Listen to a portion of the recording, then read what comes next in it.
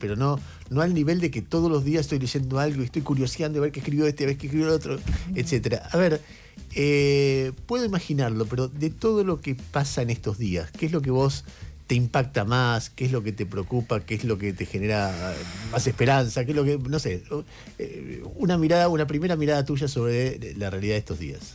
Bueno, ¿qué me impactó más? Sin ningún lugar a dudas, el tema de esta movida con la CIDE, ¿no? Del relato único, me pareció me dio mucha preocupación y me parece muy peligroso, ¿no? Si hay algo que caracteriza a una democracia es justamente la libertad y la infinidad de relatos que hay sobre la situación política, la infinidad de lecturas posibles, ¿no?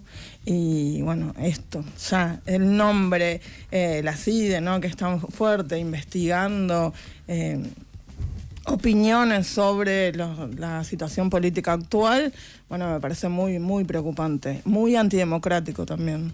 A mí hay algo que me llama la atención estos días para bien, en contraste con todas las cosas que pasen para mal, que me parece que las advertencias respecto a estas cosas dejaron de ser, empezaron a ser muy transversales. Empiezo a escuchar voces que yo estaba esperando, porque gente que, a ver, ¿cómo explicarlo esto? Hay una diferencia muy fuerte entre ser liberal y ser gorila. Un liberal es un tipo al que en general el autoritarismo le molesta. Un gorila es alguien que le molesta el autoritarismo peronista, nada más. Un liberal es alguien al que la corrupción le molesta. Un gorila es alguien que le molesta solo la corrupción peronista. Entonces hay una diferencia fuerte, que hay momentos cuando gobierna el peronismo que muchas veces esas dos cosas se juntan, pero cuando de repente aparece el autoritarismo y la corrupción de otro signo político, que además claramente confronta con el peronismo, para el mundo no peronista se genera un dilema. Y en estos días a mí me interesó mucho escuchar a Natalio Botana. Natalio Botana fue pero taxativo respecto de es un régimen autoritario, es el régimen del insulto permanente. Me resultó muy interesante escucharlo al arzobispo García Cuerva, con lo que dijo el domingo. Me resultó muy interesante decir Emilio Monzón diciendo, dejemos de discutir boludeces, esto es un intento de imponer una tiranía. Me resultó muy interesante escucharlo a Ricardo Darín diciendo, lo importante no es lo que yo dijera en empanadas, lo importante es que me quieren callar la boca. Empieza a haber una cantidad de referentes que están diciendo, che, acá no estamos discutiendo plan económico, estamos discutiendo, como decís, relato único o la posibilidad de discutir ese relato, ¿no? Sí, además, bueno, a ver, quienes se enfrentan, ¿no? Alzan medianamente la voz desde lugares de mucha coherencia y diversidad, como estás nombrando, bueno, reciben después su patoteada digital tan impresionante, ¿no? Que incluso figuras tan populares como Darín en este momento, ¿no? Con la fiebre del Eternauta y todo. Siempre hay además una voluntad muy fuerte de anular al otro, ¿no? Decir, bueno, se equivocó, esto no es así, pero justamente correrlo de una lectura legítima de la realidad. Y hay, bueno, esto, después una represalia muy fuerte que a veces, quienes estamos mirando esto, volvemos a este lugar de preocupación y a decir, bueno, ¿cómo intervenir? ¿Cómo no permitir? Yo creo que nunca hay que permitir un relato único. Me parece que toda persona intelectual debería justamente defender la pluralidad de sentidos y de lecturas.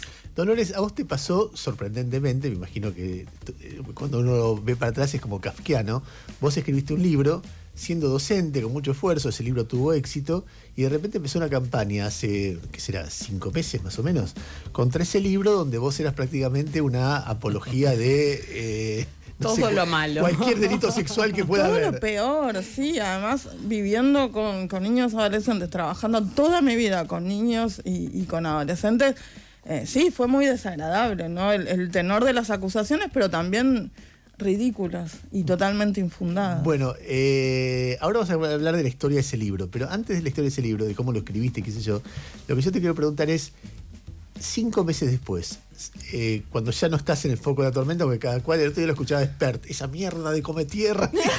Ay, no, yo no lo escuché. Que no se acuerden. Te digo, ¿se sobrevive más fuerte o te queda algo de miedo para que no vuelva?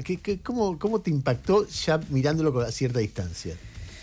Y desde lo individual siempre queda un poco de miedo, ¿no? Siempre que subo un flyer de un taller, de una presentación, me suele aparecer un insulto, siempre tengo trolls, ¿no? Que los identifico ahora muy fácilmente, y eso que yo no tengo Twitter, ¿no? Tengo por ahí Instagram, que es mucho más amable, y siempre hay algún troll ahí, o mandando mensajes, o insultando, o al acecho, ¿no? Yo veo que me miran todo absolutamente lo que subo.